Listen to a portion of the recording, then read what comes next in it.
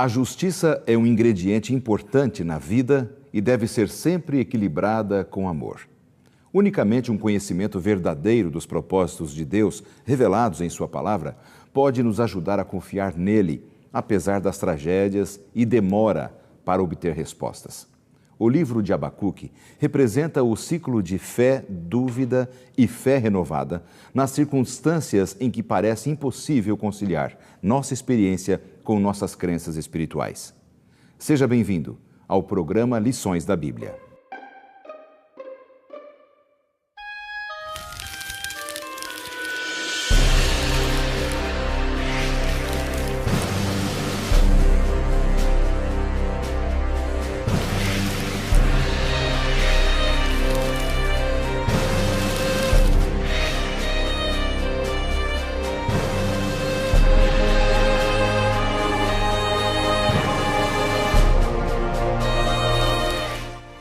A terra se encherá do conhecimento da glória do Senhor, como as águas cobrem o mar. Abacuque 2:14. Tema da semana: confiando na bondade de Deus. Começa agora Lições da Bíblia, com Laerte Lanza. Estamos começando mais um programa Lições da Bíblia. Que privilégio, que prazer estarmos juntos mais uma vez para abrirmos o livro sagrado, o livro de Deus, para retirarmos deste livro a porção que Deus deseja para a vida de todos nós. É sempre uma alegria contar com a sua audiência a este programa e você já sabe, esta é a 8ª semana desta segunda temporada do ano de 2013 e estamos estudando os profetas menores, esses profetas do Velho Testamento que não tiveram porção menor do Espírito Santo, apenas uma porção escriturística menor, mas a unção do Espírito Santo a mesma de todos os demais profetas, carinhosamente chamados de profetas menores. Nesta semana nós vamos estudar sobre o livro de Abacuque, um livro intrigante, muito interessante, uma mensagem muito profunda para a sua vida, para a minha vida. Para nos ajudar aqui no estúdio, nós recebemos novamente a apresentadora do programa, de vários programas, aliás, da TV Novo Tempo, né? Mas especialmente aí, consultório de família, não é? Darleide Alves. Um prazer receber você mais uma vez aqui. Prazer é meu de estar aqui compondo esta mesa e acompanhando com você aí de casa o estudo da Palavra de Deus que edifica a nossa vida. Prazer. Você sabe que eu às vezes reclamo, né? Nosso programa é muito machista. Eu gosto demais quando vem uma mulher aqui ao programa, porque quebra aquela dureza, né? E especialmente você, que uma pessoa que tem contribuído grandemente aí com a TV Novo Tempo, com os seus programas, não apenas consultório, mas o Sem Tabus, por exemplo. Sem Tabus, né? Uhum. Ele é um pouco tarde da noite, eu sou meio velho, durmo cedo, mas eu vejo os reprises dele. Mas é uma alegria muito grande. Como é que tem sido o seu programa? Tudo tranquilo? Os demais programas que você apresenta? Alguma novidade? O consultório de família e o Sem Tabus, ele está dentro do mesmo eixo da nossa mesma intenção, que é atender as famílias. Uhum. O Sem Tabus, ele atende muito a área da sexualidade e desde que entrou no ar tem sido de grande repercussão, porque ele atende uma necessidade muito presente na vida de todas as pessoas. Então a gente conquistou o coração dos jovens, dos mais velhos, dos adultos, da família de modo geral. E além do consultório de família, que já é tradicional na TV Novo Tempo, há pelo menos 6, 7 anos nós estamos trabalhando. Bom, não existe família perfeita, não é? Nós temos que nos adaptar nesse mundo de pecado e o seu programa vem ao encontro dessas necessidades humanas, né? Muito legal. Isso. Prazer, viu, Darleide, recebê-la aqui na bancada do programa Lições da Bíblia. Obrigada. E eu recebo pela primeira vez um amigo pastor, que é o pastor Luiz Gustavo Assis, vem do Rio Grande do Sul, lá de Porto Alegre, não é, pastor Luiz Gustavo? Seja bem-vindo. Muito obrigado, pastor Lanza, pelo convite de estar aqui. É um prazer muito grande participar desse programa Lições da Bíblia. Eu sou mineiro de nascimento, paulista de criação e gaúcho por casamento e de trabalho também, né? Um cidadão do mundo. Exatamente. E o gaúcho gosta da predileção de ser um estado especial, né? Que bom. Então eu faço questão de mencionar isso para agradar lá os membros do distrito lá do Sarandi. Como diz o gaúcho, eu moro no Rio Grande do Sul e amo muito aquela terra também. Há uma linguagem específica que diz assim, este é um mundiado, é um homem mundiado. Um prazer, pastor Luiz Gustavo é pastor de um grupo de igrejas que é chamado de Distrito Pastoral, o Distrito do Sarandi, Exato. ali na zona norte de Porto Alegre, né? Como é que tem sido essa experiência do pastorado, pastor Luiz Gustavo? Tem sido muito boa. São 4 congregações, né, que a gente atende ali. Há alguns meses nós fizemos um trabalho de levantamento de pesquisa bíblica. Os jovens da igreja fizeram isso no mês de janeiro. E muitas pessoas que conheciam a TV Novo Tempo ali no nosso bairro, e a gente tem dado continuidade no trabalho através de estudos bíblicos e tudo. E Lições da Bíblia foi um dos programas que o pessoal mencionava quando a gente abordava esse povo na rua. Sim. Então, dá um impacto muito positivo lá nesse programa. Então, tem sido uma experiência muito boa. O gaúcho é um povo muito acolhedor, muito carinhoso. Então, não só Porto Alegre, onde eu trabalhei, mas Esteio, Caxias. Então, eu aprecio muito aquela terra. Que bom, uma maravilha aí receber você, pastor Luiz Gustavo. E o meu abraço carinhoso a todos os telespectadores da TV Novo Tempo, representados aqui pela Darleide, e a todos os amigos de Porto Alegre e região, amigos que também assistem a TV Novo Tempo, um canal aberto ali na capital gaúcha. Meus amigos, vamos começar o programa? Eu quero convidar a vocês e a você que está em casa a juntos orarmos agora. Pai querido, suplicamos-te a unção do Teu Espírito agora para entendermos as Tuas preciosas verdades em nome de Jesus. Amém. Amém. Eu quero ouvir de vocês, primeiramente, a visão que vocês têm deste livro Abacuque, não é? O título do nosso material de estudos é Confiando na Bondade de Deus. Eu até estimulo a você que acompanha o programa a sempre entrar no blog do programa Lições da Bíblia ou no site da Casa Publicadora Brasileira, e ali tem esse material gratuitamente para você imprimir e ter em mãos também. E o título, então, da semana, Confiando na Bondade de Deus, um estudo sobre o livro de Abacuque. Eu queria ver aqui as diferentes ideias de vocês para a gente introduzir aqui o assunto dessa semana. Vamos começar com a Darleide. Damas primeiro, né? As damas primeiro, né, Gustavo? Tá Quando eu me deparo com Abacuque, com esta mensagem, eu encontro uma ideia até um tanto paradoxa, e também muito presente nos dias de hoje. Paradoxa quando eu vejo um profeta que não está recebendo de Deus uma mensagem para levar ao povo, mas um profeta que está buscando representar o povo diante de Deus. Então há uma inversão na colocação da mensagem de Abacuque. E ela é presente para mim porque ela me traz muito próxima do nosso contexto atual, quando nós também muitas vezes perguntamos: meu Deus, onde tu estás que não faz alguma coisa? Meu filho morreu, ou a violência na esquina, ou os telejornais, ou sabe, o sangue na rua, crianças arrastadas por um bandido, enfim, tudo isso que a gente ouve, num dado momento a gente se sente muito atordoado. E aí eu me ponho no lugar de Abacuque dizendo: meu Deus! Que mundo é esse? Que mundo é esse? E assim, e muitas vezes, como Deus durante algum tempo fez silêncio com Abacuque, às vezes hoje Deus faz silêncio com a gente. E aí vem a necessidade de nós nos encontrarmos na posição de Abacuque, restaurando a nossa confiança em Deus, ou mantendo a nossa confiança profunda em Deus, de que mesmo as coisas estando como estão, caminhando como estão caminhando, Deus ainda é o mesmo. Maravilha. Um bom ponto de vista aí sobre o tema dessa semana. Pastor Luiz Gustavo, também seu ponto de vista sobre esse tema geral. Perfeito. Bom, as mulheres têm a razão, né? Eu tiro as minhas palavras aqui. Aqui também tem razão. Mas, com certeza, não só na minha casa, mas aqui também. No caso, a mulher, né, tem a razão lá em casa, é uma só. Mas o caso aqui do livro de Abacuque é bem interessante. Era um colapso total que a nação de Judá estava passando. Então, a gente olha, por exemplo, os anteriores profetas estavam lidando ali com o problema dos assírios. O Império Assírio estava destruindo tudo, de repente eles começaram a enfraquecer. Aí surge uma outra potência, a Babilônia. Então, destroem a cidade de Nínive, que era a capital desse Império Assírio, e eles vão varrendo tudo. E chegam, de repente, em Jerusalém. E o profeta Abacuque, de Jerusalém, olha para aquela destruição vindo, como se fosse um tsunami, vamos imaginar assim, vindo em direção do povo de Judá. E a pergunta é: Senhor, até quando eu vou clamar por socorro e o Senhor vai ficar em silêncio? Aí, de repente, você encontra no capítulo 2 uma pergunta, não melhor dizendo, uma afirmação de Deus. O Senhor, porém, está no seu santo templo. Cale-se diante dele toda a terra. Agora, quem tem que ficar em silêncio é o ser humano. Porque por mais que a gente não veja, há um Deus que está trabalhando nos bastidores. E por isso que o título dessa lição é bem apropriado, aprendendo a confiar na bondade de Deus, ou confiando na bondade de Deus. Por mais que a gente não veja, há um Deus que tem trabalhado. E tem trabalhado muito, mantendo as coisas sob controle. No tempo dele, do jeito dele, não no nosso tempo, não do nosso jeito.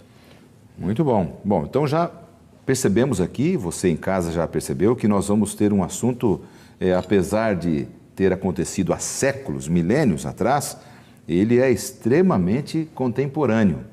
Porque se Abacuque viveu num período de muita agressividade, violência, etc., nós nem podemos dizer nada, né, com os dias que estamos vivendo. Basta ler um jornal, assistir um telejornal, você vê as injustiças que são praticadas. Agora, foi fácil para Abacuque, e como é que é a visão de vocês para hoje, nós que vivemos no mundo de hoje, temos que conviver com a violência e a injustiça? Qual foi a postura de Abacuque diante disso? As decisões de Deus em momentos assim graves na história nem sempre são fáceis de serem entendidas. O entregar Jesus para o sacrifício, por exemplo, é alguma coisa que mesmo nós hoje cristãos não temos a dimensão do que significou isso, e de maneira que muitas vezes nós paramos e nos perguntamos: realmente precisava Jesus ter vindo ser morto na cruz como fora? Não tinha uma outra maneira? Porque chega a ser tão absurdo, tão violento, tão violento. Agressivo, né? Então, o ponto mais crítico nesse momento no diálogo entre Abacuque e Deus, eu imagino que foi quando Deus revelou para ele que Deus usaria o exército babilônico, por exemplo, uma nação pagã, uma nação má, terrível, comparada a todo, trazendo sobre ela toda espécie de maldade, de crueldade. Ela seria usada, a nação babilônica seria usada para punir o povo de Israel. Eu imagino que, como para mim é difícil compreender como Deus se utiliza da escória, vamos dizer assim, para purificar o que é considerado separado, ou santo, como for chamado para ser o povo de Israel, obviamente que se perdeu no seu universo de desobediência e afastamento de Deus, mas eu acho que para Abacuque a coisa mais difícil foi compreender essa incongruência, essa possível loucura de Deus. Como assim? Quase uma incoerência na visão dele. Quase. Absurdo, porque assim, óbvio que a primeira ideia é que se o povo de Israel estava em desobediência, mas de alguma maneira esse povo deveria ter alguma coisa melhorzinha do que Babilônia. Então eu acho para mim o aspecto mais difícil. Verdade. Eu colocaria aqui uma questão que tenha assombrado muitos cristãos e também uma barreira para que muitos aceitem a crença em Deus. Algumas pessoas dizem: se Deus existe, por que existe tanto sofrimento? E é exatamente um dos temas principais do livro de Abacuque. Sim. Então, como é que a gente encara a bondade de um Deus, ou Deus é amor? Primeiro, João capítulo 4, verso 8 vai dizer isso, com esse mundo caótico. É a situação de Abacuque. Eu gostaria de fazer 2 comentários a respeito. Um mais filosófico, outro mais prático, mais existencial. Quando alguém diz que existe mal, essa pessoa automaticamente está sugerindo que existe o bem. Se existe o bem e o mal, deve existir alguma forma que me possibilite a fazer uma distinção entre os dois, uma lei moral que me permita fazer uma distinção entre os dois. Se existe uma lei moral, deve existir um criador dessa lei moral. Porque se não existe o criador dessa lei moral, não existe a lei moral. Se não existe lei moral, não existe bem. Se não existe bem, não existe mal. Vira uma bagunça. Então, do ponto de vista filosófico, esse tipo de frase, se Deus existe porque existe tanto sofrimento, ou tipo de pergunta assim, não faz o menor sentido. Essa é uma questão mais filosófica. Uma questão mais prática. Existe uma doença extremamente rara, chamada, a sigla em inglês é SIPA. A tradução seria alguma coisa do tipo insensibilidade cognitiva, insensibilidade à dor cognitiva e... eu não vou saber traduzir porque eu não sou médico, mas SIPA. SIPA é o nome da doença, a sigla dessa doença. É insensibilidade à dor. É rara, poucas crianças nascem com essa doença, mas as que nascem com essa doença têm uma vida miserável. Mas sentir dor não parece ser algo bom? Não, mas é uma vida miserável. As mães dessas crianças, alguém pode buscar no YouTube, por exemplo, vídeos de crianças com essa doença, colocam mão no fogão, podem queimar e não sentem nada. Podem cair de um prédio de 2 andares, do segundo andar de um prédio, por exemplo, quebrar vários ossos e não sentem nada. E muitas dessas mães, no final desses vídeos que a gente pode assistir na internet, elas sempre vão dizer o seguinte: eu oro todos os dias para que meu filho ou minha filha volte a sentir dor. Muito interessante, porque de uma forma estranha, a dor e o sofrimento acabam sendo um aliado de Deus para nos alertar que existe alguma coisa errada com esse mundo. É porque antes da entrada do pecado no mundo, nós vivíamos num clima até de proteção total, porque se não havia risco de morte, não havia perigo à vida, porque tudo era perfeito, nós não tínhamos até tanta necessidade do sofrimento e da dor, porque acaba sendo um mecanismo de defesa nosso, de proteção, né? Para nós preservarmos a vida. E realmente a dor em alguns momentos da nossa existência, ela nos amadurece, né? Sem dúvida. Ela nos ajuda, especialmente dores no campo espiritual, profissional, até mesmo emocional, né? Dependendo do grau, ela pode ser até positiva no sentido de te alertar e você buscar um recurso maior. Pois não? A Darley acabou de mencionar algo relacionado a Cristo, porque ele passou por tudo aquilo. Existe um livro, é um clássico, ele é fantástico, escrito por um teólogo anglicano já falecido chamado John Stott. A Cruz de Cristo é o nome desse livro. E tem um dos capítulos finais aí dessa obra, o título é Sofrimento e Glória, e trata sobre a perspectiva cristã do sofrimento. Eu li esse livro há algum tempo, então não vou lembrar de todos os detalhes, mas John Stott, esse autor muito conservador, lidava com a Bíblia de maneira muito séria. Ele apresenta diversos exemplos de como o sofrimento e a dor acabaram proporcionando coisas boas para a humanidade. Se a gente parar para pensar, a maioria dos grandes líderes políticos e religiosos era órfão. Eles eram órfãos. Então, muito interessante. Então, você olha que a perda resultou no desenvolvimento de uma parte do caráter que a bonança, por exemplo, não traria. Você vê histórias lindas de superação de pessoas paraplégicas, por exemplo.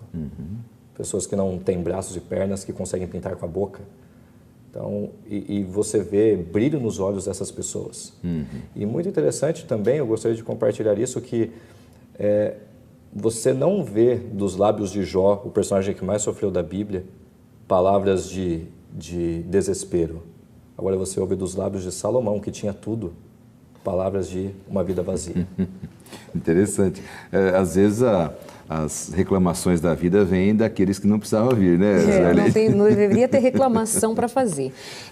Eu acredito que nesse teor de estranheza de Deus ao agir com o seu povo, e obviamente cheio de sabedoria, está justamente a grandeza do amor dele, que não mede esforços, que vai além dos nossos limites, do que é inimaginável para atrair a atenção do seu povo. Então é um Deus que se utiliza dessa ferramenta provocada pelo próprio homem, porque foram uma nação inteira que escolheu desobedecer ao seu Deus, ao seu libertador, ao Deus que for então, olhando para o passado, era um Deus único e é um Deus único, como de fato até hoje e sempre o será. Mas o estranho amor de Deus, neste momento, nesse início da nossa conversa, me chama muito a atenção. Essas colocações assim tão práticas nos fazem a gente ainda acreditar mais nisto. A estranheza do amor de Deus é incomparável e vai além de todas as minhas ideias comuns de como Deus deveria ter feito. Verdade. Deus vai além. Amém por isso, né? Meus amigos, nosso tempo acabou do primeiro bloco, eu preciso chamar o intervalo e já nós vamos continuar exatamente desse ponto. E a você, então, não saia daí, porque nós voltamos já para a continuação da nossa conversa aqui nos estúdios.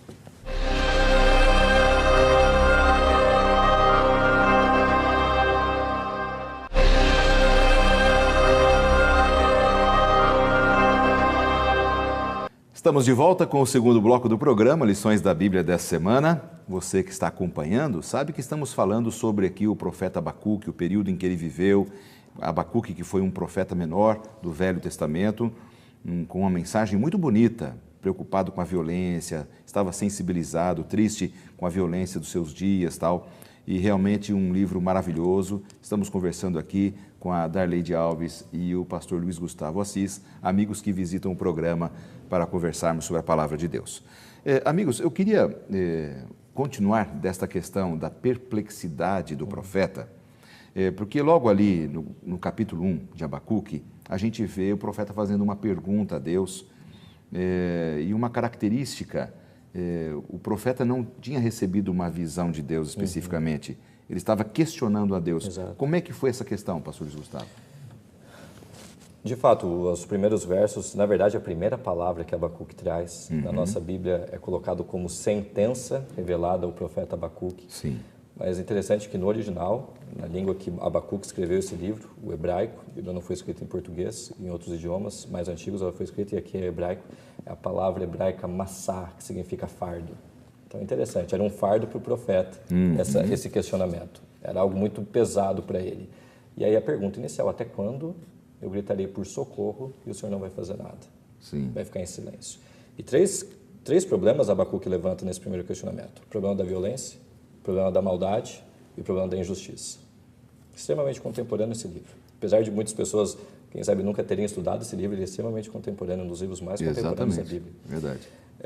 Muitas pessoas acham que é errado questionar a Deus. Acham que nós devemos... note bem, Paulo disse, em tudo dai graças, em todas as situações, mas não por tudo dai graças. Há uma diferença aí. Quando eu olho os personagens bíblicos, eu vejo uma franqueza muito grande da parte deles. Eles não simplesmente aceitavam as coisas e não falavam nada. O que Deus fez, o que Deus falou, eles ficavam na deles. A gente vê algo muito humano na parte dos escritores bíblicos, dos personagens bíblicos. Abraão, por exemplo. Abraão ouve que Deus vai dar um filho para ele, vai dar uma terra para ele, no capítulo 12, no capítulo 13 é reforçada essa ideia, no capítulo 14 Deus não fala com ele, no capítulo 15 Deus fala de novo, aí Abraão fala, mas o que está acontecendo? Um servo da minha casa que vai ser meu herdeiro, como é que o Senhor não está cumprindo as suas promessas? Primeira vez que Abraão fala com Deus, ele questiona Deus. Jó, o tempo todo, ele queria uma audiência com Deus. Então não há problema nenhum. O próprio Cristo, diante da morte, ali no Getsemane, Pai, exatamente, se possível, passa de mim esse cálice, exatamente, mas seja feita a tua vontade. Exatamente. O ponto que apesar que aqui é Abacuque, mas eu peguei outros personagens bíblicos e eu mencionei Jó. Jó, por exemplo, queria uma audiência com Deus, era tudo o que ele queria. Ele queria ficar frente a frente com Deus e poder perguntar. Quando Deus aparece para Jó, Deus não responde nada. Pelo contrário, Deus faz 64 perguntas. 64 perguntas, todas relacionadas com a criação. Jó, desculpa, não sei nenhuma resposta, vou ficar na minha. Ou seja, se Jó acreditava em Deus como Criador, acredite também como mantenedor, é o que Deus estava dizendo para ele aqui. Então, no caso de Abacuque, ele está perplexo diante da situação. Senhor, até quando eu vou gritar por socorro, o Senhor não vai fazer nada? Verdade. Mas ainda assim, como a gente vai ver do desdobramento do livro, ele aprende Isso me leva a entender o seguinte, muitas pessoas, quem sabe, estão nos assistindo agora, Darleide, são pessoas que estão passando por dramas que a gente nem imagina, né? Ou um drama familiar, ou emocional, ou profissional, sei lá, uma depressão, um problema de saúde. São tantas dificuldades, perdas importantes. Então, a gente, às vezes, não sabe lidar com essas perdas da vida, com essas dificuldades, e começa a questionar a Deus, né?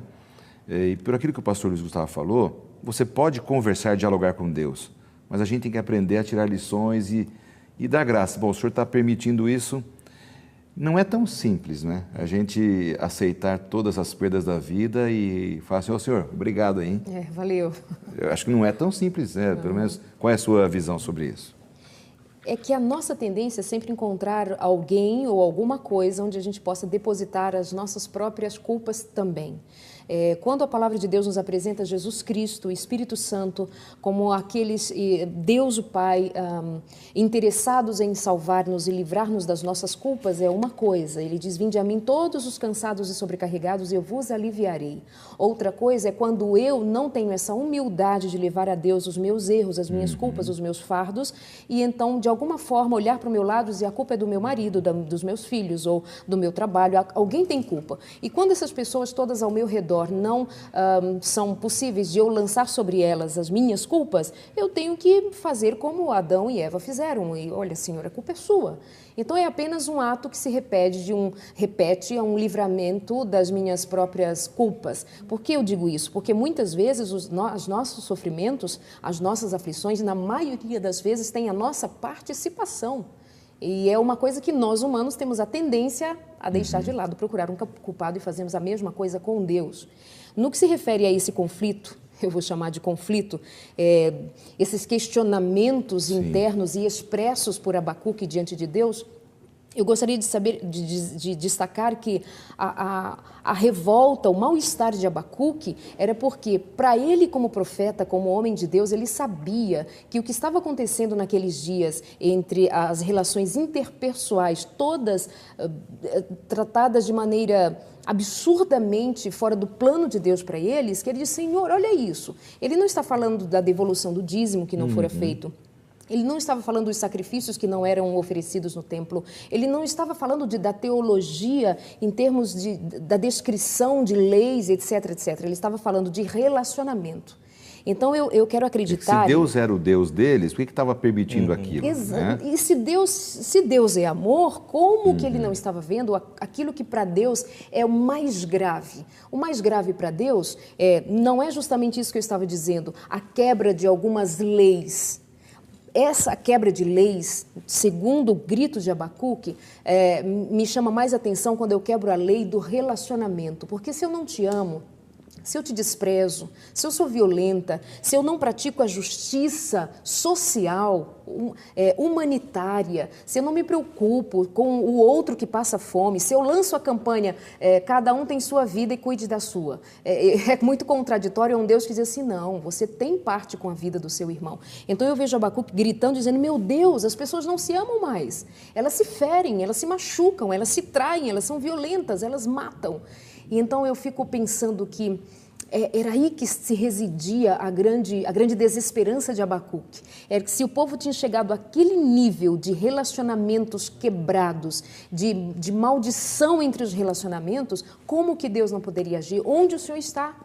É o último estágio em que um ser humano pode chegar, é quando ele não te vê no outro. Então, Exatamente. Esse grito de desespero de Abacuque me chama muita atenção e me faz pensar hoje, se de fato quando nós pregamos doutrinas, nós estamos pensando que doutrinas são um aspecto da revelação de Deus a nós, mas a grande revelação de Deus, e sempre foi e sempre será, é como eu me relaciono com as pessoas. E isso mostra o seguinte, que o crente, o cristão, pastor Luiz Gustavo e Darleide, e amigos que nos acompanham também, nós precisamos aprender a viver pela fé. Que nem sempre, às vezes as pessoas são muito românticas nesse aspecto de religiosidade, né? Não, quando eu tenho fé, nada de mal me acontece. Eu não tenho nenhum problema, eu nunca vou ter decepções, eu nunca vou chorar. Não tem nada disso. Não. O mundo é mau. Bem-vindo ao mundo real. Né? Bem-vindo ao mundo real. O mundo tratou Jesus da forma como ele trata todos os filhos dele. O mundo é mau, o pecado é morte. Então, viver pela fé, qual é a amplitude dessa frase, viver pela fé? É algo que nunca vai nos acontecer? É como se eu tivesse um escudo aqui diante de mim e me protegesse? Eu gosto muito desse texto porque ele foi uma das molas propulsoras para a reforma protestante ali de Lutero no século XVI. Lutero se deparou com esse texto e falou, não, tem alguma coisa errada com o cristianismo hoje e esse texto aqui, as coisas não fecham. O justo viverá pela fé. E aí começou então o desenvolvimento da teologia da justificação pela fé. Mas de uma maneira mais ampla, eu gostaria de colocar de uma forma ilustrativa e eu acredito que mais prática também. Teve um psicanalista já falecido, Viktor Frankl, o nome dele, era judeu. Ele foi ali um pouquinho contemporâneo, acho que pegou o final da carreira de Freud. Viktor Frankl foi para um campo de concentração durante a Segunda Guerra Mundial, Auschwitz. Ele foi para outros dois, Majdanek, Treblinka, e foi para Auschwitz. Em Auschwitz, ele viu os piores horrores que a humanidade tem como lembrança recente. O que aconteceu lá, milhões de judeus sendo executados. E Viktor Frankl escreveu vários livros, eu destaco dois, A Presença Ignorada de Deus, que foi reflexão sobre Auschwitz, e um outro chamado Em Busca de Sentido. Os dois são publicados por aquela editora sinodal lá de São Leopoldo, no Rio Grande do Sul. E nesse livro, Em Busca de Sentido, Viktor Frankl faz uma ilustração que eu gostaria de deixar com o telespectador. Ele fala que a fé pode ser comparada com uma chama, com um fogo. Se a chama é pequena e bate um vento, o que acontece? Ela apaga. Agora, se ela é muito grande, como um incêndio, quanto mais forte o vento, o que acontece? Mais ela fica mais se alastra. Forte, mais se alastra. Mais se alastra. Então, na nossa vida como cristãos, se a nossa fé não é bem enraizada, se a gente não se relaciona bem com Deus, não tem raízes profundas do nosso relacionamento com Deus, uma crise, uma tragédia, nossa fé facilmente se sacode. Facilmente se abala. O primeiro ventinho apaga a chama. Exatamente. Agora, aquele que busca um relacionamento profundo com Deus, que a despeito das situações, a gente vai ver isso no restante do livro de Abacuque, a sua oração final, a gente tem aquele tipo de comprometimento com Deus, de raízes profundas. Não importa qual seja a tragédia, não importa qual seja o obstáculo, vai dar uma sacudida, é verdade, mas a gente permanece vivendo pela fé. Então, é muito bonito para mim isso, e é uma coisa que eu tento aplicar na minha vida. Eu não conheço o coração das pessoas, mas eu conheço Conheço, por exemplo, um líder religioso que perdeu a fé em Deus quando seu filho morreu. Existe um ex-teólogo cristão, ele é teólogo ainda, mas não é mais cristão, se tornou agnóstico, Bart Ehrman, tem escrito diversos livros contra Deus e contra a Bíblia. Por quê? Por causa do problema do sofrimento. Como é que um Deus pode permitir isso? Não conheço o coração das pessoas, mas quem sabe quão profundo estava a fé dessa pessoa. Né? Agora, Deus respondeu a Abacuque, né, ao longo da sua conversa, falou: Abacuque, está vendo como eu estou permanentemente com vocês? E Deus foi mostrando para ele que ele não tinha abandonado o povo, né, que aqueles inimigos serviam até como colaboradores dele para disciplinar o seu povo e fazê-lo voltar. Né? Às vezes as respostas de Deus, a resposta pode ser sim, pode ser não, pode ser espera um pouco, mas é que a gente só quer saber o sim, né? A gente ora e é como aquele garoto, né? Senhor, eu quero que o Senhor me arrume uma namorada cristã maravilhosa, mas tem que ser a fulana, porque é com ela que eu quero me casar, né? Então, às vezes eu já digo para Deus o que Ele tem que fazer. Eu já digo o que Ele tem que fazer. Né? Talvez esse seja o grande problema. Às vezes a gente exige de Deus uma resposta como a gente pensa, né, com essa mente pequena e finita que nós temos. Se frustra, porque na nossa mente finita, o pedido é finito, mas um Deus infinito faz coisas superiores. Exatamente. A gente vai encontrar Abacuque tendo a resposta de Deus, só que justamente não é a resposta que ele talvez imaginasse. Talvez ele esperava que Deus dissesse assim: Abacuque, então tudo bem, eu vou dar um jeito e olha, a partir de tal ano, a partir de tal reino vai acontecer e será assim, fica tranquilo. Não, mas Deus não entrou em detalhes. Deus só disse assim: olha, escreve, vai ser assim, vai ser desse jeito, o exército de Babilônia vai ser usado para disciplinar o meu povo. Escreve, não é para agora, vai chegar um tempo, mas não disse exatamente quando. E ele ainda diz mais: olha, porque a visão é ainda para o tempo determinado e até o fim falará e não mentirá. Se tardar, espera-o, porque certamente virá, não tardará. Qual foi a preocupação de Deus? Foi de marcar aquele episódio, não com a força e a violência que viria sobre o seu povo, mas agora ele chama a atenção de Abacuque para a esperança que ele deveria manter em Deus, que estava sob controle. E aí ele acrescenta: eis que a sua alma se incha, não é reta nele, mas o justo pela sua fé viverá. Está dizendo Abacuque, vai ser assim, mas eu sou o mesmo Deus. O que continuar confiando em mim, acreditando e esperando em mim, a minha ação de salvação, sim, fica tranquilo, está tudo certo. Então, para mim, essa fé, eu vou traduzi-la e traduzo para a minha vida em confiança. Né? Para mim, ela tem mais significado, ela é mais do que crer. Eu creio que estamos aqui sendo vistos por um canal de televisão em lugares inimagináveis. A Bíblia diz que Satanás também crê, só que ele não confia em Deus, né? Eu creio. Eu creio exatamente numa série de filosofias, de colocações, de homens e etc.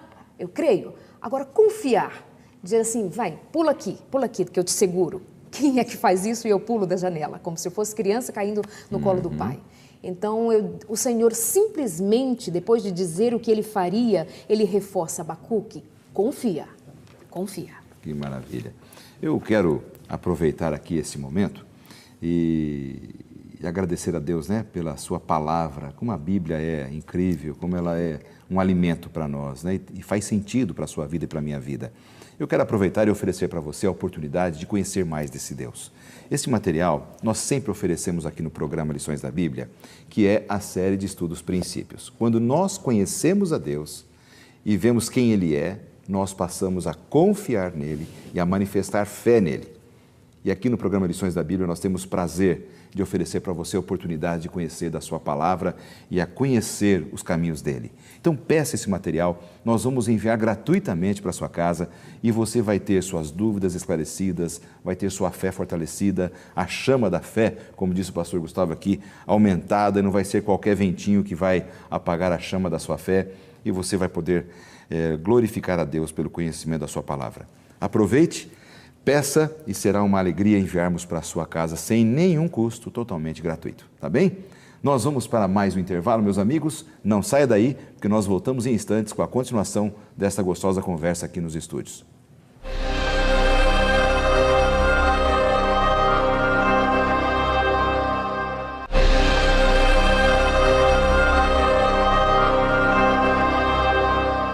Este é o terceiro e último bloco do programa Lições da Bíblia. O tempo está passando tão rápido, o tema dessa semana está tão gostoso, tão reflexivo, com lições tão práticas para o nosso dia a dia.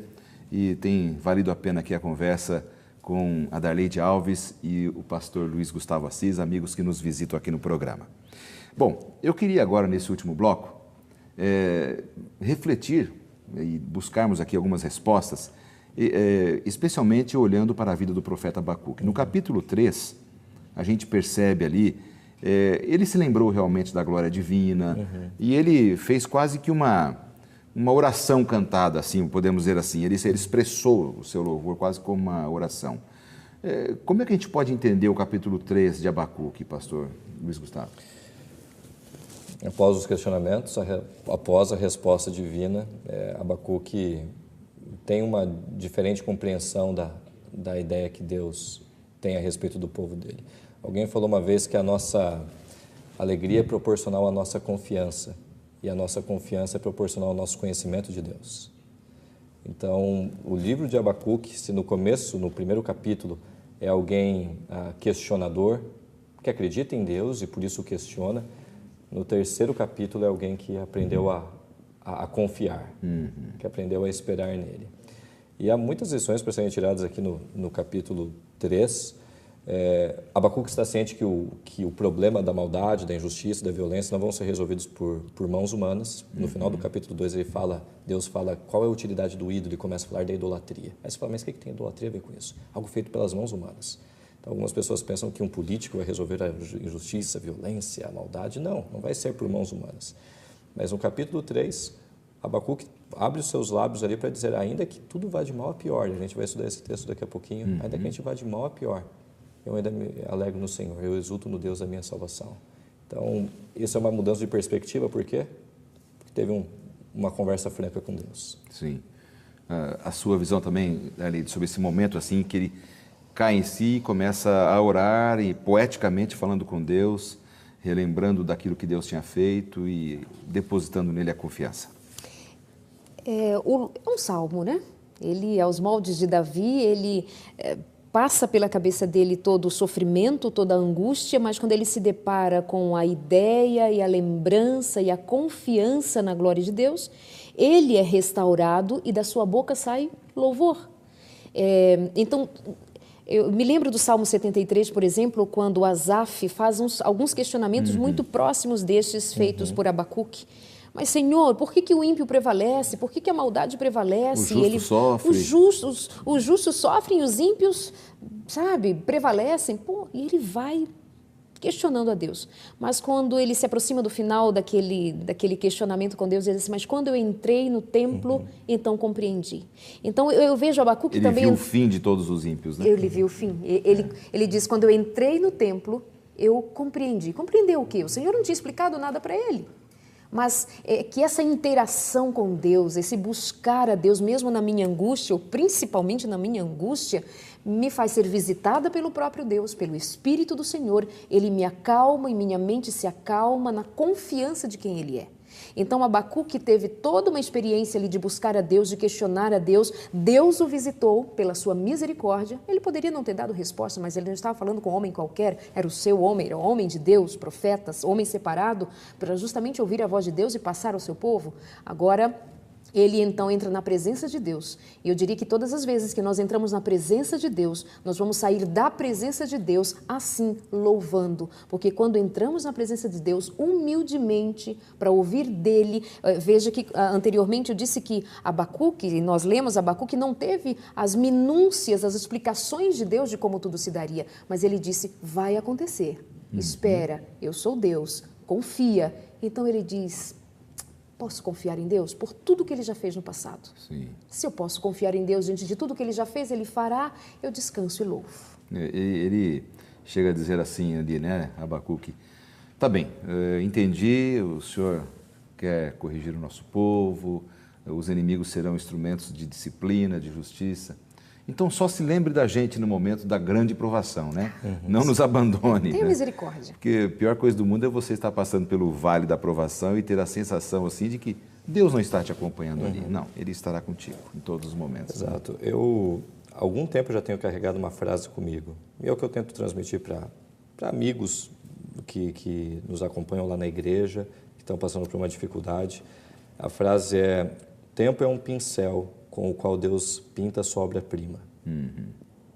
O tempo é um pincel. Por mais que a gente não tenha respostas hoje, por mais que a gente não entenda hoje, o amanhã, 5, 10, 15 anos, aquilo começa a fazer sentido. Então, e quando eu olho para o livro de Abacuque, esses versos finais, por exemplo, o verso 17, o verso 18 ali, eu gostaria de ter a oportunidade de ler aqui. Diz: ainda que a figueira não floresça, nem haja fruto na vide, o fruto da oliveira minta, e os campos não produzam mantimento, e as ovelhas sejam arrebatadas do aprisco, e nos currais não haja gado, todavia eu me alegro no Senhor, exulto no Deus da minha salvação. O Senhor é a minha fortaleza e faz os meus pés como os da corça, e me faz andar altaneiramente. Quando eu uso esse texto em reflexões, eu sempre falo, olha, uma das dificuldades para ler esse texto é que a linguagem é um pouco truncada no final. Altaneiramente. Quem vai falar, eu estou andando altaneiramente hoje, né? Ninguém fala isso. A tradução para o português já é uma tradução um pouco mais arcaica, Exato. Né? É uma tradução mais ortodoxa. A nova versão internacional, que é uma outra muito boa tradução, coloca: ele me faz andar em lugares altos. E se tem uma coisa que eu gosto eu gosto de conhecer montanhas. Lá no Rio Grande do Sul a gente tem a região da Serra Gaúcha, os canyons ali dividindo Santa Catarina com o Rio Grande do Sul. Já tive a oportunidade de subir outras montanhas altas, quase 4.000 metros. É maravilhoso quando você tem uma perspectiva lá de cima. Maravilhoso. Não existe nada que atrapalhe a sua visão. Nada. Você está acima das nuvens algumas vezes. Eu imagino que, espiritualmente falando, é o que Deus deseja fazer com os seus filhos depois de um encontro face a face com ele, de entrar na presença dele, que a Darleide mencionou. Espiritualmente falando, nós subimos e com asas de águia, como o profeta Isaías fala numa outra ocasião, e nós temos um panorama diferente, um horizonte diferente. Qual é a visão que alguém que está no vale tem? Muito limitada. Agora, alguém que está no topo de uma montanha vê tudo. Então, eu imagino que, espiritualmente falando, é a mensagem que Abacuque gostaria de deixar para nós hoje. Apesar de ele ter escrito isso há 2.600 anos, seu livro chega até nós com essa mensagem. Ficar acima das montanhas e conseguir ver um panorama diferente, um horizonte melhor, um amanhã com esperança. Verdade, realmente muito interessante essa visão. Vamos ouvir uma pergunta de uma telespectadora? Enviou bem dentro desse tema aí de Abacuque. Vamos ouvir agora. Olá, eu me chamo Heloíse. É o seguinte, nós vivemos em um mundo cheio de maldade e injustiça. Como podemos aprender a confiar na justiça e na bondade de Deus? Completando tudo aquilo que a gente já tem falado aqui, como é que a gente pode realmente compreender a bondade e justiça de Deus, mesmo vivendo nesse mundo injusto? Compreender talvez não seja a palavra. Porque nós estamos falando de um Deus, e se ele for compreendido, se as suas ações forem compreendidas... Nossa cabeça é muito pequena, né? Não vai alcançar. Para entender tudo. Até hoje, eu trabalho em televisão, sou produtora de televisão, não sei como é que minha televisão funciona. Por mais que me expliquem como que faz o caminho da imagem, eu vou saber talvez intelectualmente, mas para eu te explicar, eu tenho uma vaga noção. A parte técnica, né? Sei lá como meu celular me alcança com ondas tão altas, indo e vindo, ondas tão distantes e voltando para mim. Enfim, então assim, eu não me coloco na posição de compreender, mas eu diria que assim, a gente só confia em quem a gente conhece, é básico.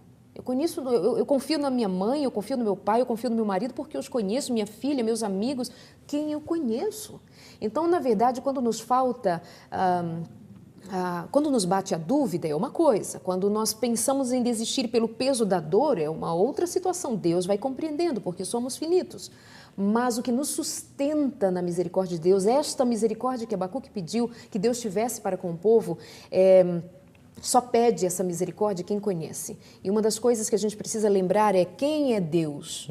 Quem é Deus? Deus é criador, mantenedor, nunca mente, nunca falta, não há nenhum momento da história revelada em que Deus tenha falhado com suas promessas, Deus nunca quebrou suas promessas, então eu tenho total confiança neste Deus. Então seja na época de Abacuque, nos dias de agora, nos dias finais e para todos os tempos, o chamado de Deus é confia em mim.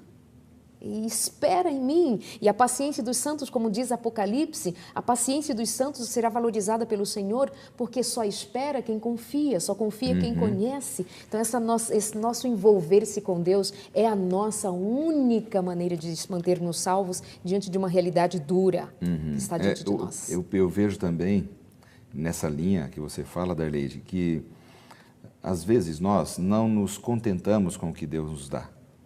Porque o ser humano é sempre ambicioso, ganancioso, quer sempre mais, coisas diferentes. Quando eu leio Filipenses 4:11, quando o apóstolo Paulo fala, aprendi a contentar-me com o que tenho. Gente, isso é muito profundo. Quando a gente se contenta com o que tem, olha, eu acho que é até um remédio para doenças emocionais isso, porque a gente acaba entendendo, bom, Deus permitiu, Ele sabe, eu estou com a minha vida totalmente nas mãos dele. Ele é minha força, ele é minha vitória, ele é quem está me sustentando. Eu acho que isso ajuda. Não sei, pastor, o que você pensa sobre isso? Eu concordo em tudo aqui, mas o que eu diria da minha parte aqui na resposta, eu olho, por exemplo, quando eu era guri, como se diz no Rio Grande do Sul, eu gostava de montar quebra-cabeças. Então eu fico imaginando alguém montar um quebra-cabeças de 1000 peças, mas alguém só dá 30 peças. Dá para compreender qual é a figura que vai ser montada ali. Nós não temos todas as peças da nossa vida para compreender aquilo que Deus intenta fazer conosco. E muito interessante ainda, completando essa ideia de sofrimento sendo algo que nos afasta de Deus, um site que eu descobri há algum tempo atrás, ele lista todos os países do mundo e como o cristianismo está em cada um desses países. Então, você vê, por exemplo, a nação que mais cresce o cristianismo hoje é a China, onde a religião oficial é proibida. Você descobre, por exemplo, que na Índia, o cristianismo também cresce assustadoramente lá, num país de extrema pobreza. No Afeganistão, e o que me chocou muito, porque o Afeganistão, com o regime do Talibã, esse tipo de coisa, pode reprimir muito o cristianismo, que nada. Se no começo dos anos 80, por exemplo, tinham pouquíssimos cristãos que poderiam ser contados ali com 2 pessoas, com as palmas das mãos dessas 2 pessoas, hoje são milhares de cristãos. Não temos o número exato porque é proibido isso. Proibido, o fato é que oficial. Não é porque a pessoa sofre, não é porque o país está em desespero, em colapso, que as pessoas vão virar as costas para Deus e vão dizer, eu não acredito em Deus porque Ele está permitindo isso. Pelo contrário, as pessoas vão se apegar mais nisso, vão se apegar mais nesse Deus.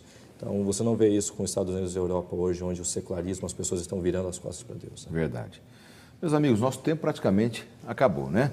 Eu gostaria de agradecer muito a participação de vocês e que vocês deixassem uma mensagem, então, para os nossos telespectadores, para nós podermos fechar o programa. Vamos começar com a Darleide. Gostaria de destacar que Abacuque, ele continuou crendo mesmo em face do que viria. Ele continuou confiando em Deus, mesmo sabendo do que viria pela frente, um exército inteiro para destruir, para massacrar, para ferir uma nação inteira. Mas ele se antecipa à visão da destruição, que tem um teor de disciplina e restauro do povo de Deus, restauração do povo de Deus, que precisava aprender com a dor. E ele diz assim que ainda que tudo esteja destruído, não tenha fruto na oliveira, não tenha gado, não tenha ovelhas, ainda que eu olhe e esteja tudo destruído, ainda assim eu confio no Senhor. Então, é possível que hoje, na nossa visão limitada, nós não estejamos ainda pacientemente compreendendo. Ok, não é de compreender, mas é de esperar. E eu queria incentivar a você e peço a Deus que o Espírito Santo nos mova para que nós tenhamos essa mesma disposição, de mesmo em face das injustiças, dos medos, das aflições, das angústias, das traições, das mentiras, nós tenhamos a confiança plena em Deus, porque o nome dele é Eu Sou, ou seja, ele é pleno e perfeito, é o teu Deus. Obrigado, Darleide, pela sua participação. Obrigada, Deus abençoe pastor. a sua vida, o seu trabalho. Pastor Luiz Gustavo. Okay. Eu gostaria de deixar uma mensagem para o nosso telespectador a respeito disso que a Darleide falou, esse ponto final da mensagem de Abacuque.